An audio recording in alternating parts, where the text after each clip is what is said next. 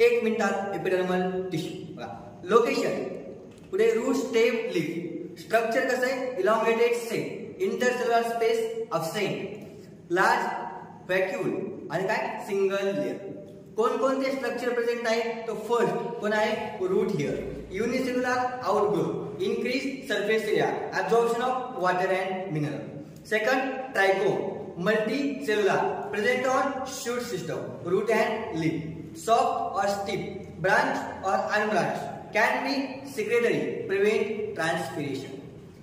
त्यानंतर lenticles, small pores for gases exchange, cuticle waxy substance, prevent transpiration. बघा stomata present on epidermis of leaves. Dicot मध्ये कसा stomata असतो? Bean shape. Monocot मध्ये कसा असतो? Dumbbell shape. Subsidiary cell, stomatal pore आणि guard sale together